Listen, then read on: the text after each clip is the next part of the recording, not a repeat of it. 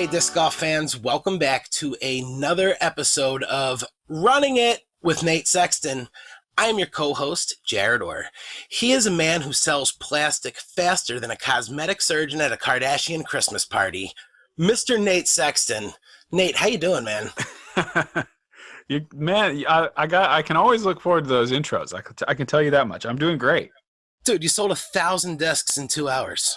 Yeah, man, I love my fans. They're hungry for the discs, and it's awesome. Yeah, we had that new stamp, and honestly, I didn't even promote it. So if you didn't hear about it, that's not by accident, because I really didn't want to crash my website, and I succeeded in doing that. But yeah, 2 hours only to sell 1,000 discs. I'm gonna make more. I'm gonna try to get a better website. I'm gonna try to keep it going, and I just want to thank everybody who's excited to throw those things. They look beautiful. Yeah, they're really awesome looking, but yeah, 2 hour sellout. You're like the Super Bowl or WrestleMania or something, man. It's that's awesome. All right, Nate. Now, just like every week, before we get to another amazing show, we got to take care of a little bit of business. Guys, you know I'm already talking about our friends over at FisherDiscGolf.com. Fisher has been an amazing supporter of Running It with Nate Sexton, and to see how fast they're growing, they're constantly getting new drops of new discs. They just got a huge load of the MVP and Axiom Streamline. They've got a ton of new stuff that has just came in, and just something that you guys have to check out. You guys are disc golf fans anyway. Now, they've got something that's going to be coming up that's going to be big for any disc golfer. And in order to be included, you got to pick up a piece of Fisher Disc Golf apparel. They've got some awesome hoodies, hats, dry fits, sweats, anything you need for playing around. And if you own a piece of Fisher Disc Golf apparel, you're going to be included in something special that they got coming up. But in the meantime, Nate, how can all of our listeners save 10% off their first purchase? Use our code RUNIT10 and go over to Fisher Disc Golf. I mean, seriously, our show might be a lot different without their support from the jump. They've really been instrumental in keeping this thing alive. And if you guys like what's going on here, and the best way that you can support the show right now is by supporting our sponsors. So if you like hearing these stories and having these guests on, go ahead and hook up our sponsors a little bit. Check them out at FisherDiscGolf.com. Of course, they got disc stacks on Facebook and YouTube every Tuesday and Friday. You can find them on social media everywhere at Fisher Disc Golf. Last week, Big Sexy was back together. We had Jeremy on. Another really fun episode. The inbox has just been blowing up. What kind of feedback are you getting from Big Sexy Part 2, The Germaning? It's always good. I mean, people love to hear him talk and tell any kind of funny stories he's got. He's a mixologist now. He's been getting into all kinds of things. So I think people I always love talking to him and having him on the show. So I think people agree with me, and we're good friends, so it's easy. Yeah, the Big Kahuna is a mixologist. It was a lot of fun, and you'd say a lot of times it'd be tough to follow up Big Germ on Running It with Nate Sexton, but if ever there was a guest who was going to be able to do it, you got her here with us today. Nate, who are we running it with? Yeah, this is going to be no problem for our guest. Our guest is actually the only person that I can think of that has carried, and I mean carried, Big Germ to world championships in the mixed doubles division. And it's 5-time women's world champion, the greatest to ever do it, Paige Pierce. Hello. Thank you guys for having me. Thanks for coming. Yeah. How did you carry Germ to those titles? I mean, it's honestly incredible. Yeah, it's pretty tough, but I had a cart back in those days, so he just kind of like hopped on and watched me throw some birdies. Aces too. Yeah, I did get an ace. Yeah, well, we're really excited to have you on. I know you had kind of a travel day because you've been in Hawaii for what feels like 6 months. I know it wasn't that long, but watching you on social media looked like you had an awesome time. Yeah, I was in Hawaii for the past 2 months. I spent 61 days there, I think. And yeah, it was a blast. It did feel like 6 months as well, and was so bittersweet to leave. But I'm ready to get back into the swing of things and start seeing the courses that we're going to be playing this year. Yeah, it's going to be. Yeah, I bet it's going to be an awesome season, I think. And I mean, what a way to prepare. You just look like you were out there doing your disc golf strong, playing some courses. I think we talked on the phone a couple days ago, and I've never been to Hawaii. So I'm going to be talking to you when I need a guide when I finally Oh do my get a chance to gosh. go there. I got all the spots. I got them on a little Google Maps saved drive. So I'll just send you the little file Awesome. and you'll be good to go. Awesome. Well, so what are you thinking? You have, I'm sure, a full schedule all kind of planned out, tour all year, hope it all goes well with COVID, and just be out there, right? Yeah, pretty much. I am skipping a couple events, but it's just kind of to give myself a little bit of break. I've noticed that I play better when I kind of give myself a little bit of time to like find that balance and just like reset kind of Yeah. emotionally and mentally, physically, everything. I think your body needs a break, and that's kind of something that has gone with disc golf, where it's growing every year and we play more and more tournaments and higher stress, bigger payouts, more players, everything. And in this will be my 12th year touring, and I am just realizing like how much longer I do want to play competitively. And if I do want that, I have to give myself some breaks. So yeah, I'm going to play most of the big ones, but I will be skipping a few big ones that I think people will be surprised to see me sitting out of. Sure. I mean, everybody wants you at every tournament, but it's hard. You can't just Right. be out there all the time. You could definitely Exactly. I mean, you're still very young, but even you aren't getting any younger. It's like you can't just push your body forever. No, exactly. None of us are getting younger, right? That's what they tell me. That is what they tell me. But yeah, I mean, that's great. So where are you now? I just got back to Phoenix. This is where my van was. Flew in this morning I left Hawaii last night at 9:45 p.m. We barely made the flight, and then from there it was overnight flight and then a layover for 2 hours and then another 3-hour flight, and then landed in Phoenix this morning and got an Uber back to the van and started putting all the winter clothes away and refilling my closet with disc golf polos and just starting to get excited, kind of realizing, wow, I have way too many backup discs, and just kind of like going through them and feeling all the discs and feeling which ones are going to be like go-tos. And yeah, just started getting really, really exciting today. Awesome. Well, I'm sure you've told the story a million times, but if you wouldn't mind for our viewers, just kind of the quick version of how Paige Pierce became a fantastic disc golfer. Like how'd you get started? How long you been going? All that stuff. All right, Nate, I will answer this just for you and because you have a new podcast going and I really want to support it. But I have to tell you, I was really excited to be on your podcast because it seems like all these interviews these days are just the same. It's the same questions over and over.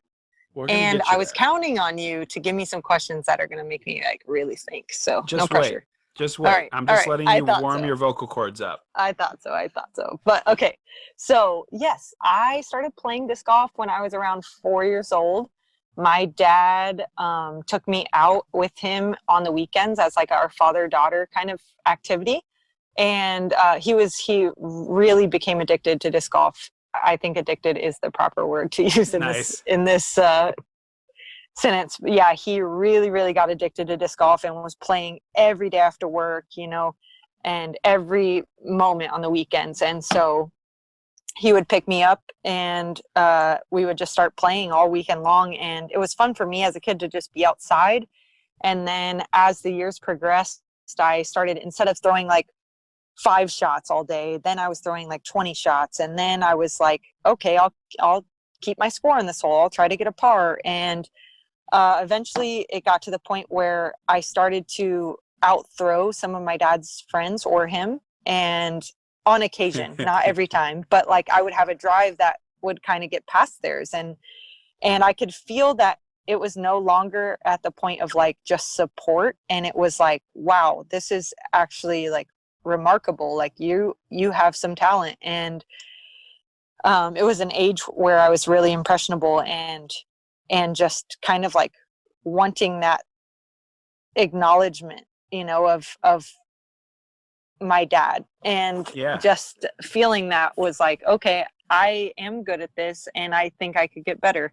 And so then I started really kind of taking it a little bit more seriously and like actually like going out with my dad, even when it was like a weekday. We would go to the little park by my house and just work on form and throwing shots and stuff. And yeah, then it started to feel like I was like anticipating these tournaments like eagerly and wanted to play in tournaments and like see how far my progress has come. And I started playing tournaments when I was around 8 to 10 years old. I started playing like juniors tournaments. I got an ace pretty early on in a tournament with an DX Archangel. Awesome. And it was like it was like a little juniors layout. So it was like right in front of the like tournament setup, the tournament headquarters. Oh, and sweet. so like the crowd just went wild and it just felt good to, you know, to have like to hear clapping. And it was just like really exciting for me. And I started to get more and more excited about playing competitive rounds. And just my competitive nature just took over. And I started really traveling the state in my teenage years. And then as I finished high school, started going outside of the state and started one semester of community college. And then Eric McCabe and Liz Lopez asked me to tour with them for the summer. And I said yes immediately. And my dad was very excited.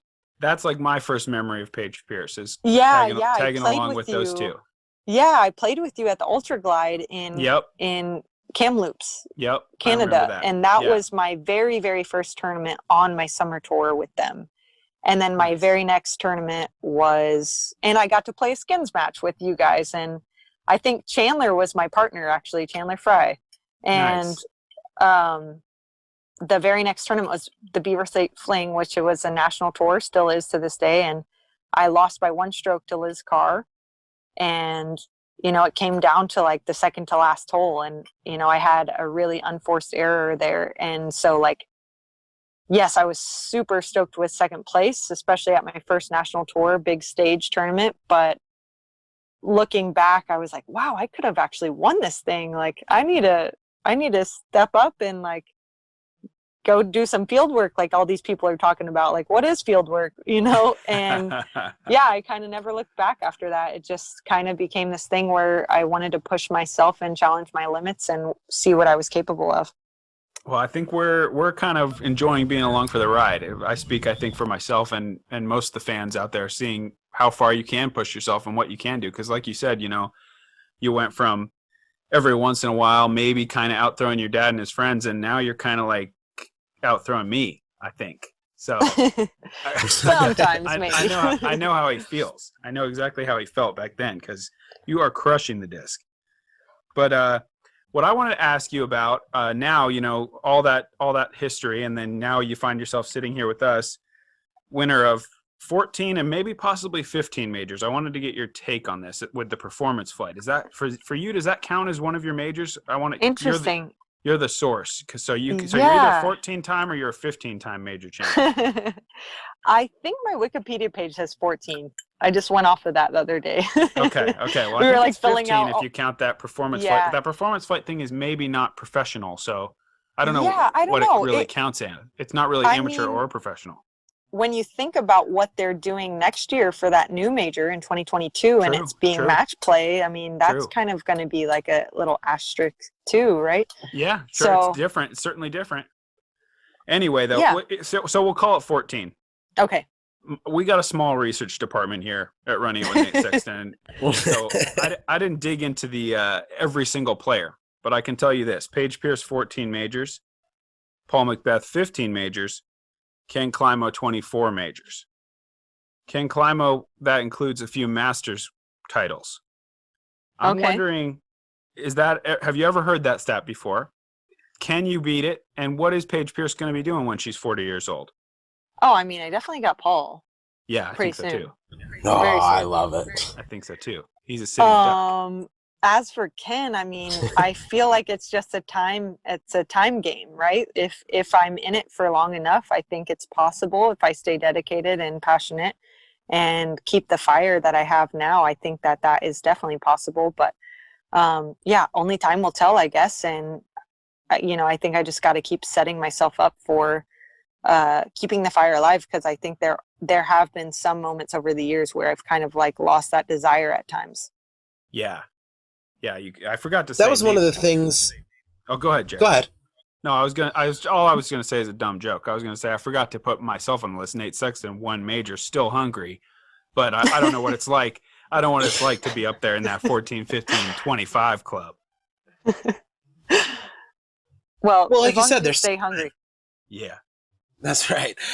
Paige, that was one of the things that I was going to ask about, and I guess you kind of touched on it a little bit, is how difficult is it to stay motivated and hungry when you're really just dominating the game the way you are? I think it's just you just kind of have to like check in with yourself and see, do I still love this game? Do I still love competing? And that answer has always been yes for me. And so it's kind of just restructuring what my goals are, because a lot of my goals I have accomplished already.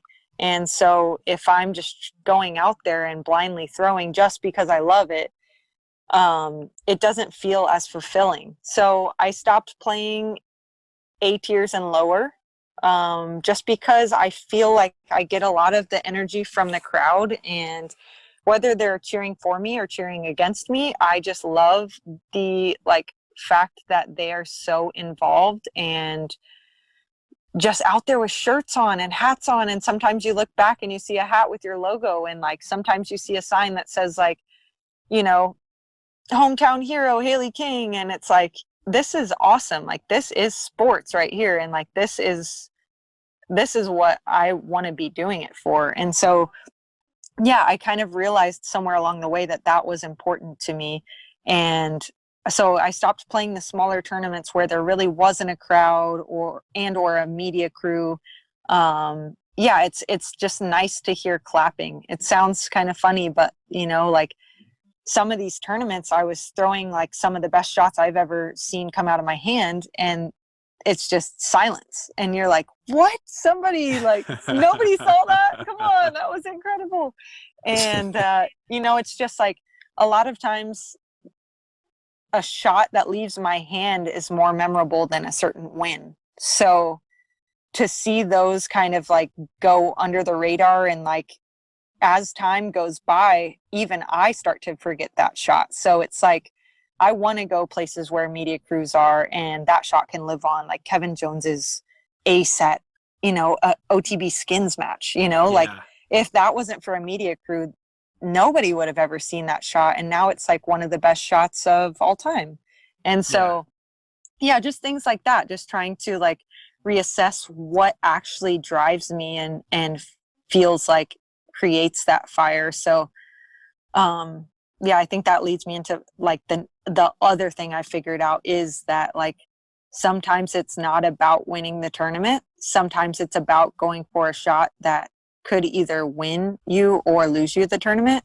And no matter the outcome, just that you really made that decision and you stuck with it and you gave it your all. And maybe it didn't go good and you got a double bogey and you lost, but that shot will live in your memory forever. And so I think that those moments have kind of become a little bit even more important to me than winning a certain tournament.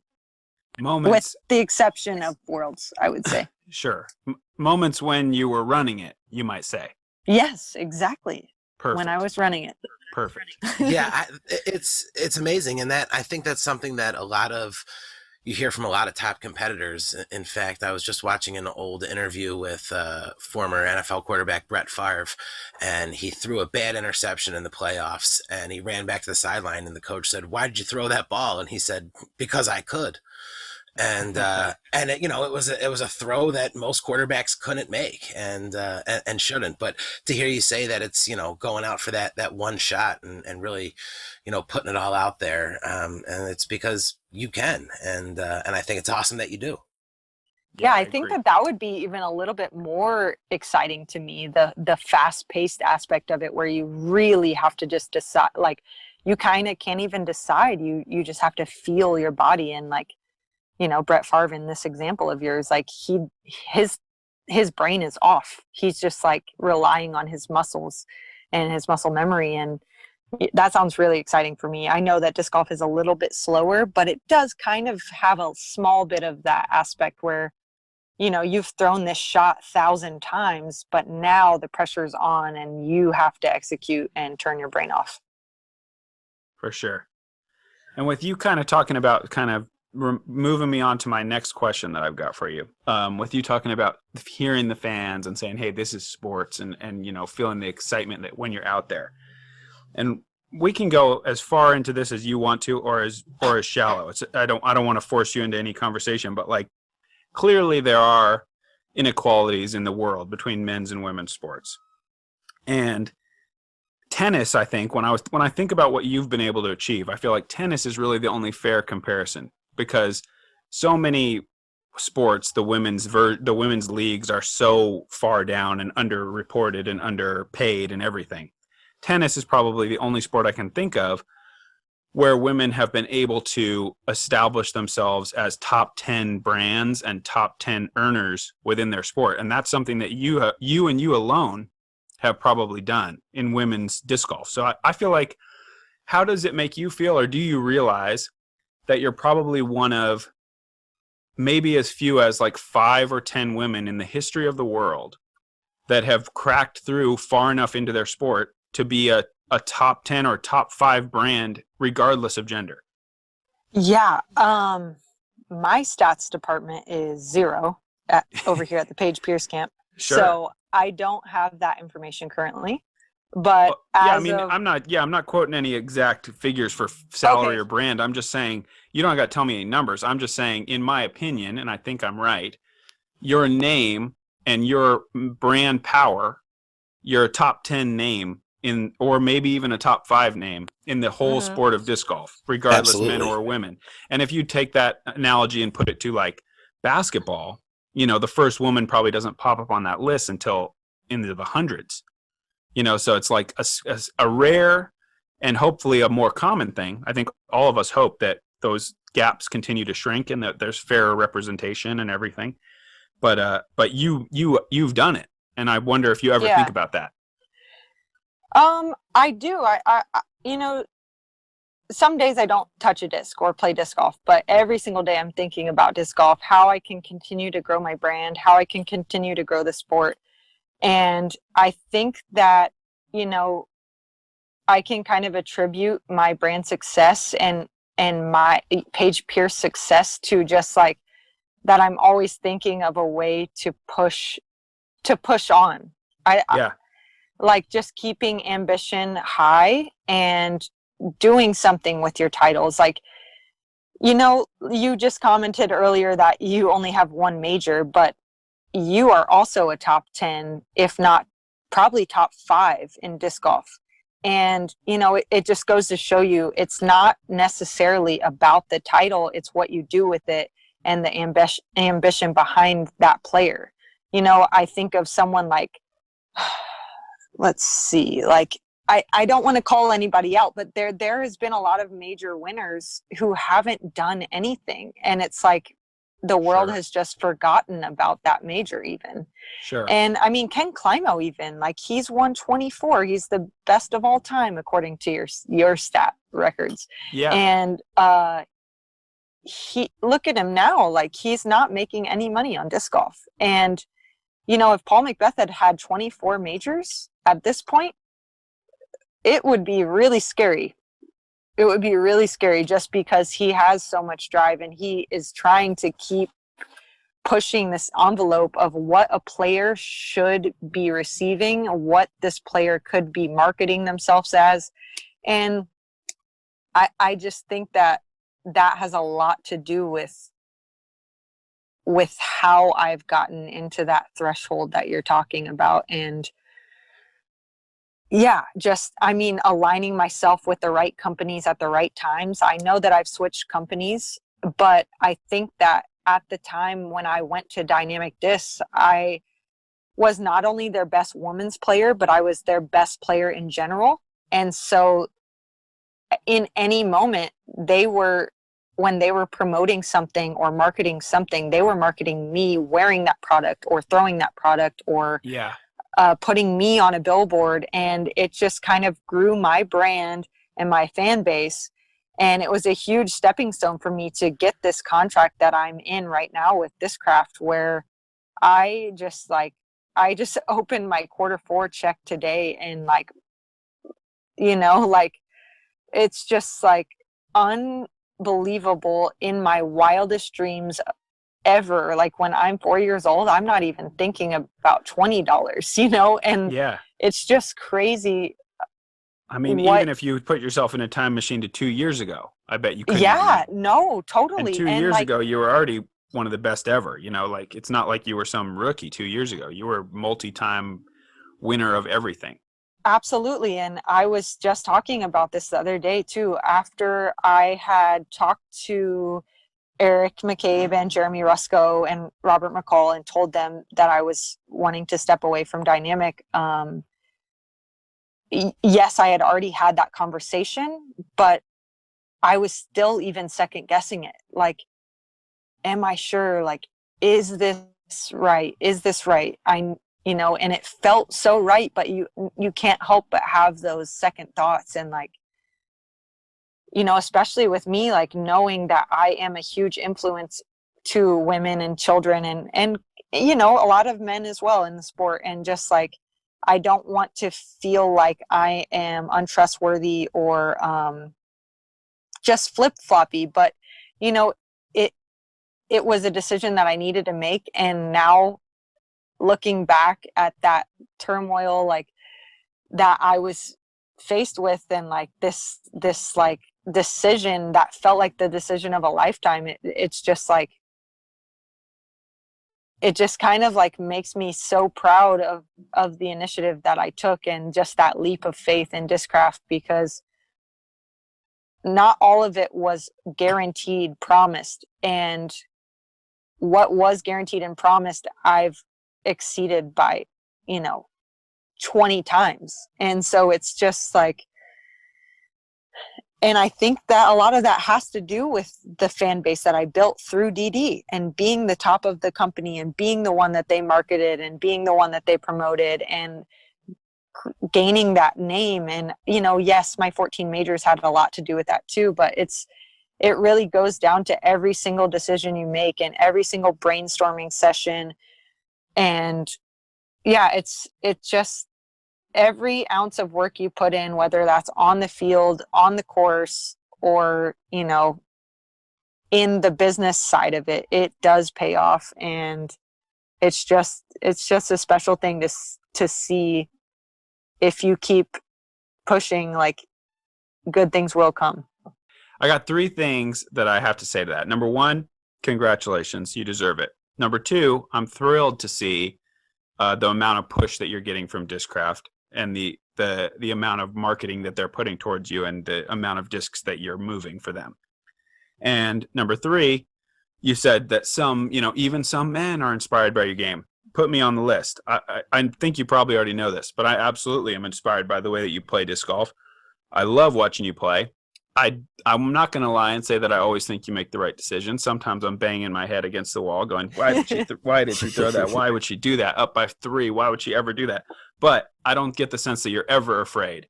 And I absolutely admire that about you, the way that you attack and the way that you're always going for more. Thank you. And, you know, I want to say, if you ever have those feelings, I would love for you to message me. I know it doesn't help in that moment, but, you know, just to talk about it as two, like, golf-minded humans. Sure. You know, because maybe I did make that wrong decision, or maybe I did think about your side of it, but I just didn't care. And I just definitely. really wanted to make the Simon shot. Yeah, or maybe and also the option 3 is I'm flat out wrong about what I think. True. Very true. Don't discount that. Lots of different things to think about. Now, Paige, I've asked a few of our listeners this, and we've gotten some fun answers back. When you got your first big check in disc golf, whether it be endorsement or from a tournament, did you buy anything big, anything silly? Did you splurge on something? Finally, we know Big Germ bought a ton of flat brim hats. Yeah. was there something that you said, hey, I'm making a good living doing this, and now I'm going to go buy this? Not yet. No, not yet. I am not the type that likes material things, so I would not classify myself like Germ and go buy a bunch of hats or anything like that.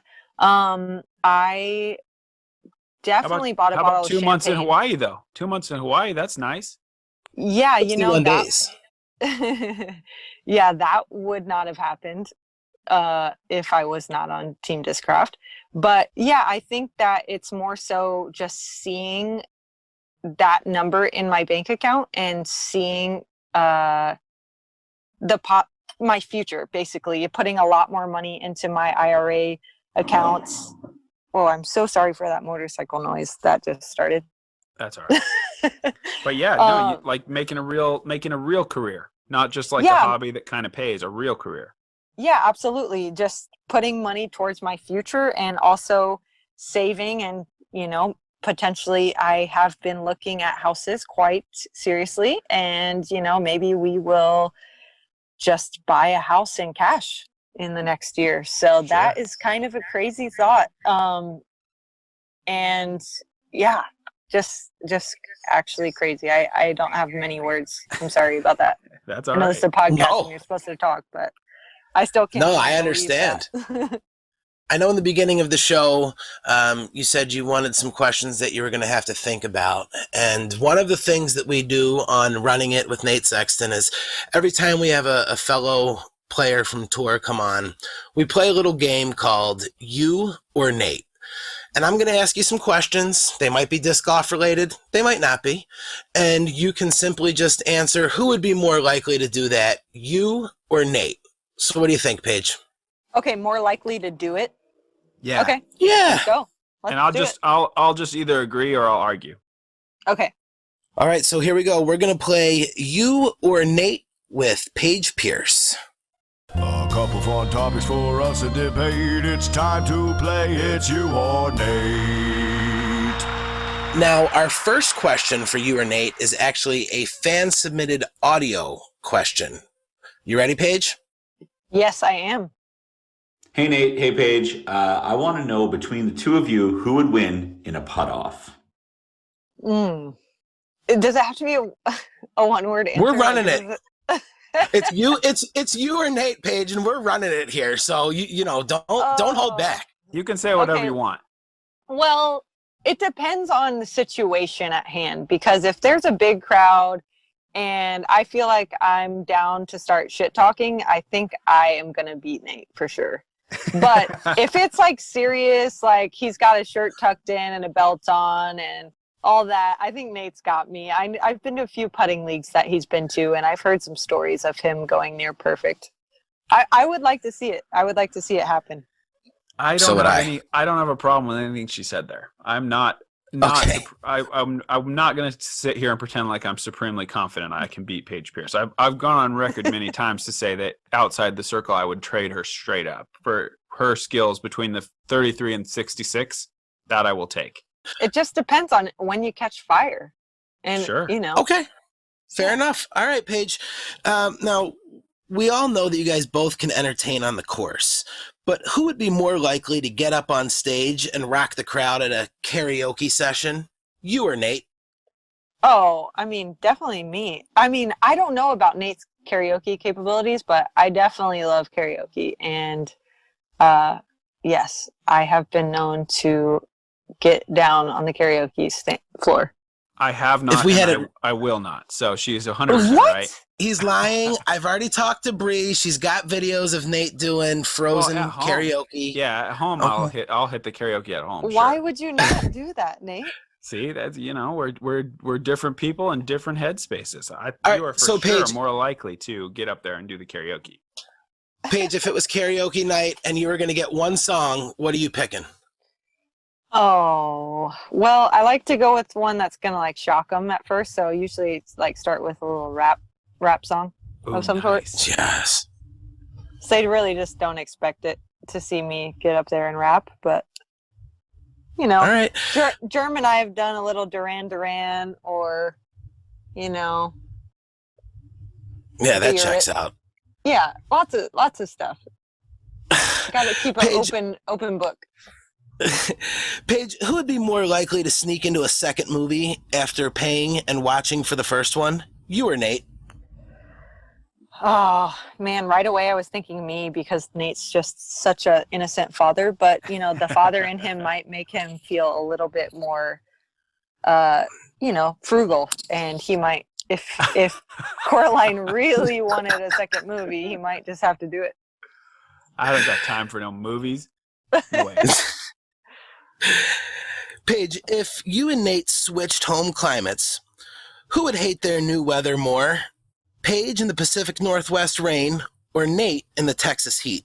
Oh, well, I think this is an unfair question because I do not consider Texas home. Okay, so you got the Arizona heat. Where do you want to consider? Just the van. I don't have a home yet, but okay. I don't have a home currently, but I would say we grew up playing in Texas, right? yes. So you want to consider right. my childhood place? Is that what you? Sure. Yeah. Okay. I think that. Oh man, I just don't think that Nate would like Texas at all. There's just nothing good going on in Texas. So, hence why I don't claim it. So that's Nate. Paige, who would make the better car salesperson? You or Nate? Ooh, definitely Nate. I think so too. I've never done it, but I feel like I could do it. I think I have the gift of gab. I think you are a talker and you just can make things happen with your words. And I feel like you would be successful. I think I could too. Yeah. All right. Paige, if you and Nate had to play a round opposite hand, who would score better? It would have to be Nate. I cannot use my left hand really hardly at all. Hard disagree. I'm worse than you. I don't think I could make it. I don't think I could make it 18 holes without an injury, to be honest. Like if I had to actually throw like a real course all left-handed, I don't think I'm making it to the end without I think I just threw my shoulder out. This is not working. Oh man, it sounds like something that we definitely don't want to put to the test. I don't want to try it. No, maybe one hole. I'll try one hole and I'll probably lose. But I don't think I would enjoy 18 holes left-handed. I literally feel like maybe 100 feet and with no control. Yeah, I think I would quit and walk to the car if we were trying to play a whole 18. Yeah. Yeah. I tried it only because after my first couple rounds, I thought to myself, you know what? Maybe I'm left-handed. Maybe that's what the problem is. But that wasn't the case. Well, all right. I think we had a couple good questions there on you or Nate. I think you answered honestly, and we appreciate it. So thank you for participating in the latest edition of You or Nate.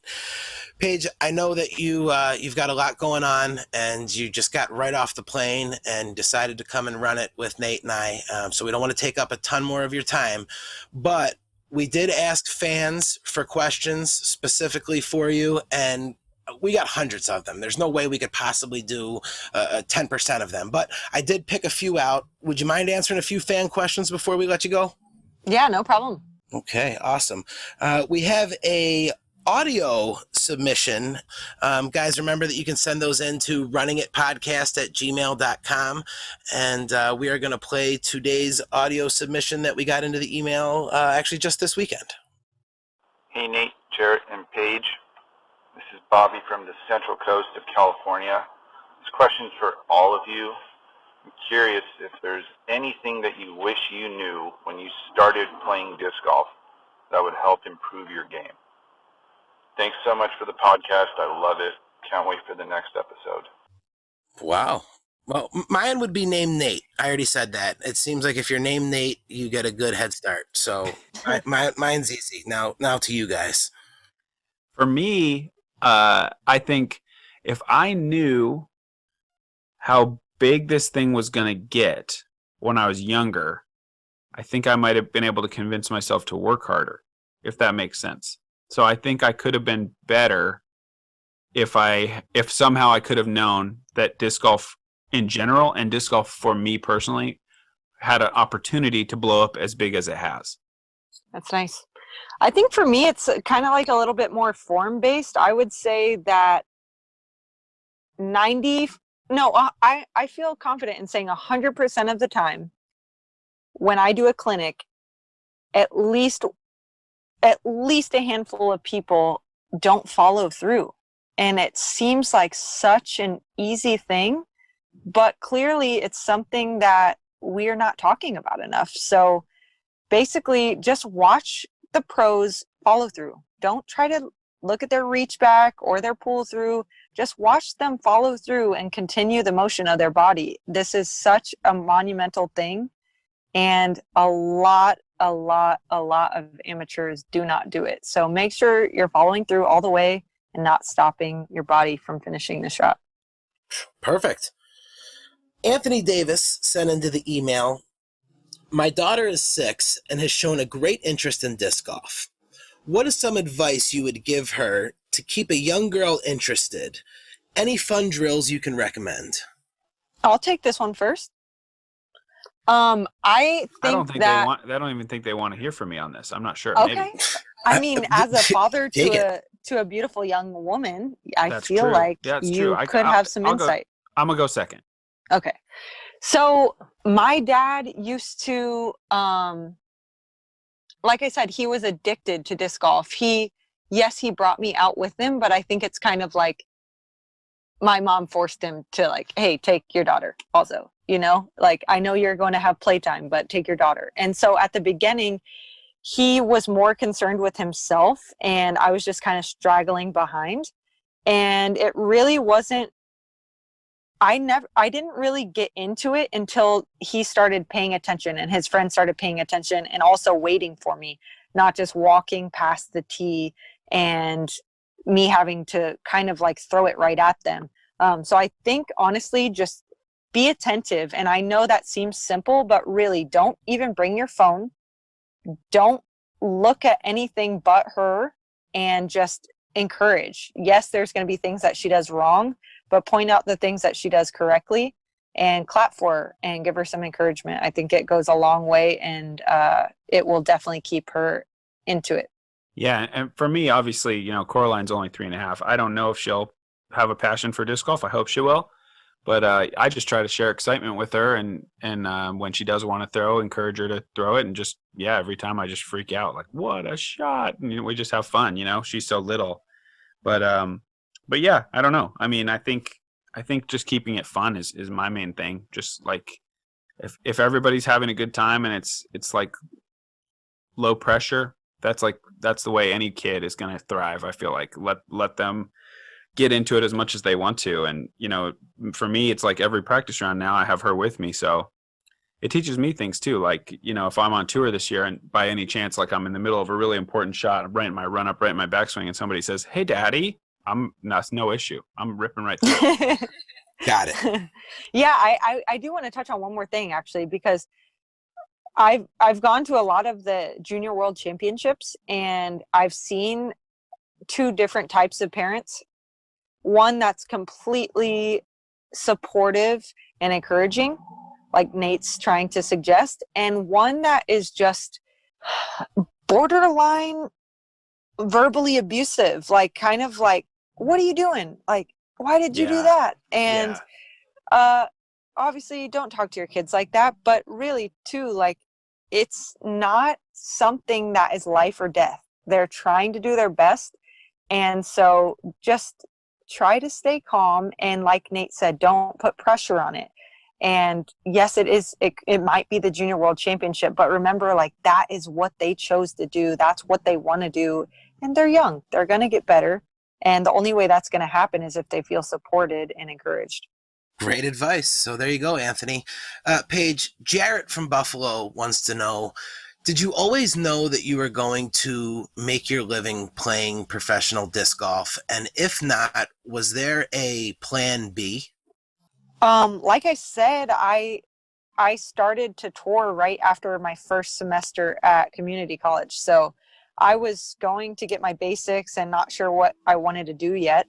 And then, like I said, I almost won a national tour, and that kind of set me off on the path of working hard at it every day. And so quickly that college that next college semester came up and I didn't renew and I stayed on the road, and yeah, it's kind of been plan A all along, I would say, and it's only increased and increased, so I've never had a plan B. Man, That's awesome. And that's why plan A worked out so well. Yeah, I think so. Just putting all of your mind into one thing, and you're going to see results that way if you're also passionate about it. This guy Jarett from Buffalo has got to be one of our biggest fans. I feel like every time he sends a question, it's straight to the top of the list. Right. He's got some clout at the show. Cindy from Facebook asks, Paige, who are some pros you were watching as you were coming up learning to play? So I guess, did you have some pros that really kind of inspired you as you were coming up through the ranks? Yeah, I think the first one for me was Des Redding. She is also a Texas native. And so around the time I was I would say 14 years old, give or take, I was starting to travel the state to compete. And I was playing in professional women at that point, and I was nowhere near beating Des, but since the field sizes were smaller back then, I was finding myself on her card on occasion. And I had a bad temper, and Des would kind of call me out on it and say, as a veteran, but also as someone that I looked up to, hearing her say no, you cannot do that. It was kind of like, yeah, my dad can tell me that, but he's always told me that. And so to hear someone I really, really looked up to in the sport tell me that, I was like, okay, I really need to get this in check.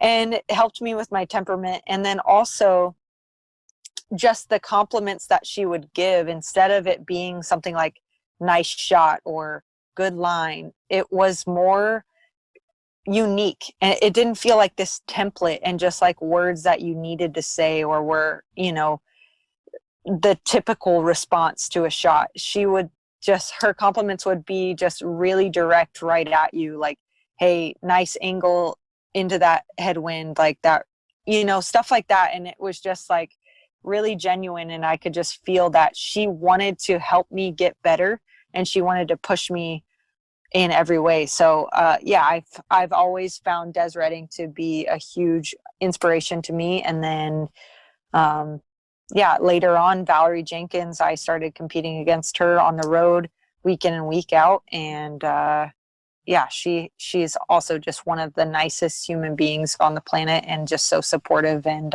for me as role models in the sport.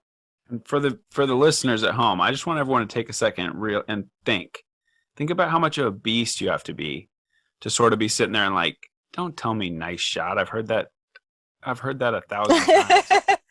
Give me something real. No, but everybody says nice shot. Not even just to me, but you just hear that. I know. That's just what you hear. But yeah, that's funny. That's funny, Nate.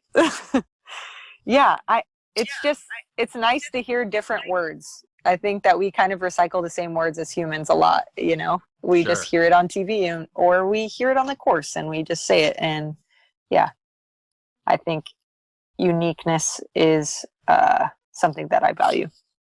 I'm gonna hit you with some really off the wall shot compliments this time. I'm gonna go to the lab, see if I can. I feel like you do. I feel like you do. And you know what? Just the fact that you watch and you come out and watch the women is so awesome. It's really cool. I know I tell you that in person, but I really do mean it. It's really exciting to see that you are interested in our golf as well. Absolutely. I don't know. Yeah, it seems like obvious to me. I don't know. It's talent, it's passion. I'm there for it. Yeah, I think great disc golf is great disc golf, and it doesn't matter what gender's out there playing it. If you get a chance to watch, some of the competitors that are playing today, it doesn't matter whether it's the MPO or the FPO. I mean, there's just some amazing disc golf being played. Yes, there really is. I'm excited to see what 2021 brings, and I'm sure we're going to have a lot of memorable shots and tournament wins and everything in between. I think so too. I think we have one more audio question. As a woman who loves to play disc golf myself, Did you have a hard time finding other girls or women to play with growing up? I'm the only girl I know who played in my town, and just wondering how your non-disc golf female friends felt about your love of the sport. And a quick side question, were there any men when you were up and coming and learning the sport and climbing the ladder of your career, were there any men that you really just wanted to punch in the face? Well, I think that, growing up for me, I was, like I said, mostly playing with my dad and his friends. The female presence in like the DFW area was pretty small back then. I did have one friend, Haley Sowerby, that we played together quite often. But yeah, that's kind of why my dad and I started traveling the state, is because a lot more women were playing in the Austin area or Houston area. So yeah, I would find myself going to those tournaments, playing like Texas women's or women's only events, just to kind of get a little bit of a change of pace, because like I said, it was always men. And to be honest, I didn't really care one way or the other who I was playing with or against or anything like that. It was just more feeling competitive. And, yes, there are men that you want to punch in the face, but there's also women you want to punch in the face. And I think that humans are humans, and there's going to be people you don't like, no matter what their gender, anything is. So I think that, this whole respect her game movement and all of that, yes, I support it. But for me, we're all humans. And, if you don't like somebody, then just move past it. Don't talk to them, move past the comment online, or just walk away if it's in person. And if there is someone that you want to punch in the face, then, probably think twice about it before you actually do it. And, I would suggest not doing that. But, yeah, there's going to be moments of frustration. I think it's just a matter of how you handle it. And I think that it can teach you a lot about yourself and how to not be so reactionary, and to take their words, if you wish, and kind of create some good out of it in some way, shape, or form. You can't control what anybody else says, but you can control what you do and how you react. So, yeah, I think that I don't really know how to wrap that sentence up. I think I said all I think you covered it. Yeah, Okay. you nailed it. This one comes in. This is going to be our last question, and this one comes in a lot, and I'm going to put you guys both on the spot with it. I figured I'm going to bust it out when Paige is on the show, since we have one male, one female. I want to hear both of your disc golf Mount Rushmores. I was hoping we were going to get here. This is so tough. Can I do the women? We're doing the women's Mount Rushmore, right? Both of us? Well, the question came in as disc golf. So, I mean, I guess whoever you guys want to put on there is completely up to you. And, of all time. Yeah, all time. Anyone, All any time. gender, any time period. If the Disc Golf Association said, "Hey, we're going to build a Mount Rushmore," who would be your votes to be on there? Wow. How about I do two and Paige does two? Ken Climo, Paul Macbeth. Your turn. Juliana Korver and Elaine King. That was actually really good. I was trying to give you the short end of the stick there, where I got to do the obvious ones and you had to make the super hard decisions. Oh man, those are good answers. That is tough. Yeah. I was thinking about it in preparing for this episode, thinking about the women's Mount Rushmore, but to mix the genders, that really takes some research. How are you gonna? It's so hard to compare eras, and then when you also have to now compare genders and the achievements of people in different divisions and all, man, that's tough. But I don't have any argument there. I mean, those are icons, all of them. Yeah, I mean, I feel like if we're doing no gender too, I still find Elaine King on there. She's Yeah. a 5-time world champion. Yeah. And what has she won? 2 Masters titles now? At and least. She's still competing. And she finds herself on lead cards in FPO still. Yep. And she's just been like a driver, she's like getting on committees with the PDGA. She's just like always thinking, always pushing. She's not just like only playing. I totally agree with that. Yeah, and then I mean, gosh, it's hard to just name yourself, but I would probably put you ahead of Juliana if I'm honest. But you don't have to comment there. I get Yeah, it's I kind don't of know. I weird don't to know if say I to feel call that yourself. quite yet. I'm And looking you have a for lot number more in the 6. tank. You have a lot more in the I'm tank. looking for so- number 6 before I start thinking too hard about that Yeah, and Mount Rushmore spot. just the women's one is hard too, because I was thinking about that. And at first I was like, oh, it's pretty clear cut, but man, it's like I think Des has to be the first one left off, and that doesn't feel right either. Because obviously you got the 5-timers, the 3 of you, and then it's Val probably. And it's hard. There's only 4 spots on the mountain, so I guess that's where you got to draw the line. And I feel like that is where I would have to draw it. It would be Val would be the last one on, and Des would be the first one off. Yeah, I think I agree with that. All right, so you just did the ladies, so now you have to do the men. Whoa, You already gave 2. I didn't do that. You already gave 2. I didn't do that. Fill the other 2 spots. All right. Let me think. Off the top of your head. You can always change it later, but off the top of your head right now, if they said, Nate, we need your vote, who you got? Gosh, Well, that's so tough. I think he nailed it already. Paul and Kenny are the 2. Yeah, of course. And then, I mean, yeah, but we just have to say it. And then I would say, oh, that's a good one. You got Nate Doss in the conversation. You got Barry Schultz in the conversation. You probably have Ricky Wysocki in the conversation. I was gonna say I think Ricky would be in there even over Nate Doss for me, and it's kind of hard to like definitively say that, but I know that Nate Doss is not going to play any more tournaments. Yeah, and I know that Ricky is going to. He's playing 500 more. Have at least 5 more majors in his days. Yeah, I would say. Yep. What is he? 20? How old's Rick? 26? I would guess like 27. That's my 27? guess. But yeah, I don't know. I mean, yeah, if you're looking at, I'm sort of judging them today. I'm not really thinking about. Yeah, what I know might, it's a little premature. Happen. I know. But I think that's an all right way to take it. That conversation in that direction, where if you factor in like what is likely to happen, then yeah, I would probably agree with you that Rick is going to solidify his place up there. But then you're going to have to worry about like what has Eagle McMahon done, and it's hard to predict. Hard to predict that stuff. All right, so currently, man, and there's it's just so hard because I know I'm forgetting people that should never ever be forgotten. And then also you got like, I guess we got to establish this is for playing disc golf, because like obviously you kind of want to say like, oh, does Steady Ed belong on the Mount Rushmore? But we're talking about professional careers, not like efforts to grow the game necessarily. Mm-hmm. I mean, it's kind of hard not to say that the 2 3-timers. Wait, is Nate? Yeah. I don't know. It's kind of hard to argue with that. Yeah, I think for right now I would put Nate there, and then with the expectation as with anybody, like nobody's bumping Kenny out of there anytime soon, but everybody else on the mountain is like, their spot's at risk, because there's so many great players that are still pushing right now. And if there was a 5th spot, why does Paul Ulibarri think he goes there? He can't be serious, right? No, not even he. Okay, he's never serious.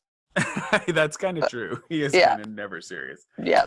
We kind of have a running thing because Yuli puts himself in the top 5 of just forehand. Throwing forehand of all time.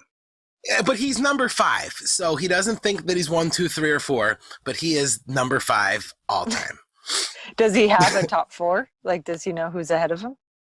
Yeah, he'll tell you. I think he says it's Germ, me, Rick, and did he say Scott Stokely or something? I can't remember. I don't remember, but I just know that he's got himself at 5, and I like to bring that up a lot. That's funny. Well, Paige, this is the time of the show where we give you the opportunity to let everyone know what's going on with you. Where can they find you? Feel free to plug any websites, appearances, discs, anything that you want the listeners to know about you. Yeah, I'll keep it short. I just, like you said, I got back from Hawaii just today. I put out 2 videos while I was there. And the 3rd one is on the way. It is in the editing stages. So definitely check it out on YouTube if you're curious what that Hawaiian disc golf was like, or my off season. And other than that, you can find all things Paige Pierce on PaigePierce.com. I have like all my merch, and my Patreon page is on there.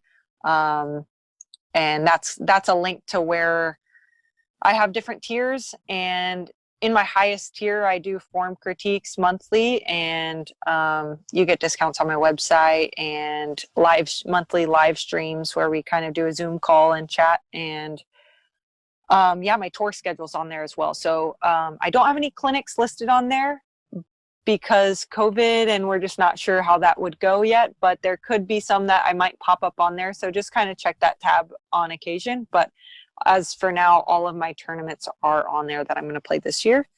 And yeah, other than that, I think my most common social media platform is Instagram. So my handle is at ppierce29190.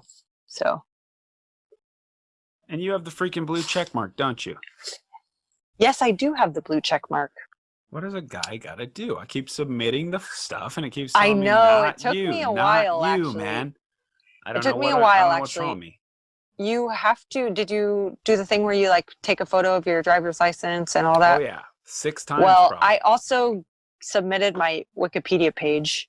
All right. I like that advice. Which I edit myself, just so you know. I haven't told anybody that We can- before. Is there a We can section- send some clips of is the there a section we can send some that's clips of the called Mount show. Rushmore? Wait, what was that? I was asking if there was a section on your self-edited page that said Mount Rushmore of women's disc golf. No, but maybe I could add that tomorrow. Hey, I certainly gotta when find you a get little number Photoshop 6. buddy When you that can add the When- little photos. When you get number 6, you have to, and I'm definitely using the word when on purpose, not if. Okay. Well, I am so excited that opportunity is even an option this year. I'm actually after Vegas, I'm actually headed to Ogden to go practice for 2 weeks. So before Waco. So I guess it's like a week and a couple days, but I'm really, really looking forward to that. And excited to go get some reps in on those mountainous tracks. I guess Yeah. they're not mountainous, but the mountains in the background are pretty epic. I feel like you must have been as happy as anybody. You never win the Worlds in even years. Right. I was like, you guys are just doing this for me. What's the point of having a 2020 Worlds? Yeah. No, I was excited about the chance to break that quote unquote curse, but I know. we'll have to You wait will. for another You year. will. Yeah. Well, I think that's just going to about do it for us.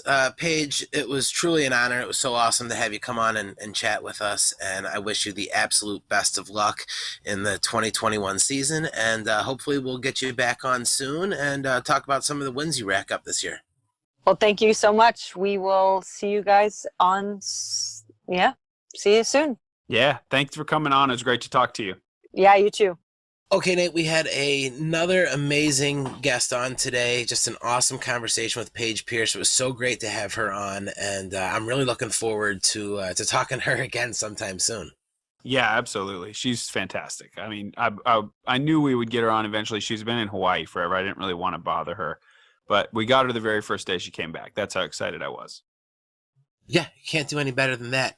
Now, Nate, everybody's been used to you bringing on great guests and having awesome conversations. And another thing that everybody's been really getting used to enjoying is the Nate Sexton disc breakdown. What do you got for us this week? Well, I got to get to my other Tour Series disc. This is the Nexus Firefly. This is the putter that I would use in a hypothetical putt off against Paige Pierce. This is if I have any shot, it'd be with the Nexus Firefly. So this is my signature Tour Series putter. The Nexus part is the plastic. That's a newer plastic for Innova that I had a hand in helping them develop the feel of. I think it's ideal for putting personally. It's got the blend of grip and stiffness that is perfect for me in any kind of weather conditions, whether it's a little cold or a little wet or whatever, but it's stiff enough that when I put a push putt behind it, I don't feel like there's a lot of reverb where I'm kind of like losing momentum. It pops off the fingers pretty cleanly. I can get a high spin rate on it, a little bit overstable, kind of a deep feel in the hand. Why wouldn't I? It better be the best putter I've ever used if it's going to be my signature putter. So for me, it's the best putter I've ever used. That's the Nexus Firefly from Innova. It's an awesome disc, and actually, they just dropped a few more on the website a few days ago. I'm sure by now they're long gone, but if you're following the Nate Sexton collector page on Facebook, somebody popped up immediately and said, "Hey, they just dropped some more of these," and I know people are going crazy. So an awesome disc, and it's always cool to hear, how the disc works for you and how you use them. And I think the fans have really been enjoying it as well. Nate, have you been using any of the new putting features on UDisc? I got into them a little bit in the backyard. Also with my disc dots, I got the basket out there all set up with those that they sent over, and I've used the thing a little bit. I think I told them this, and I think they're willing to work with us when they have a little bit of time. Right now, their drill goes all the way out to 66 feet. I think eventually we might be able to get them to tweak that a little bit. I think that's maybe a little bit too far for like practice that's really going to benefit you.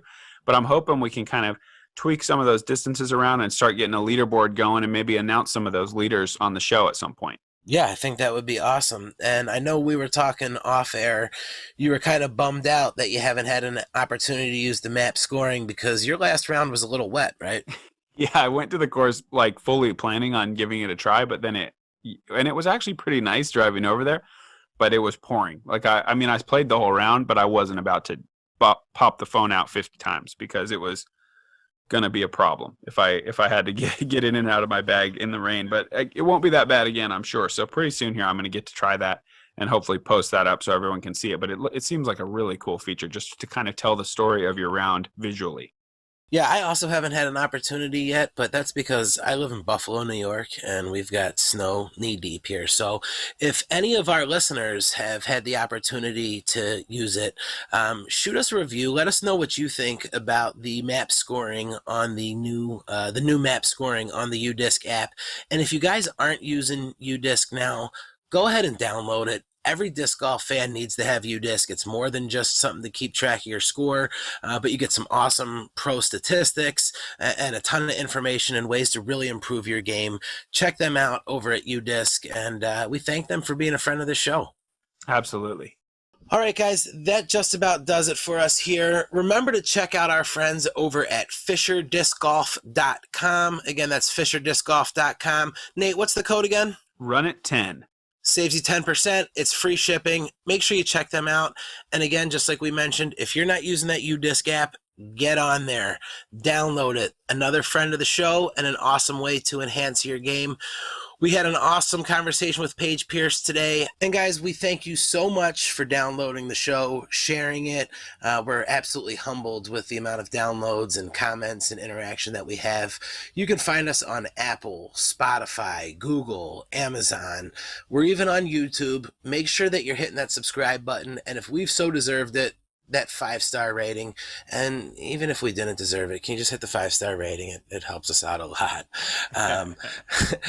So, guys, we know that you have a ton of options, and we thank you for spending your time with us. And that's why when a lot of other people think that they're probably going to lay up, Nate, what are we doing?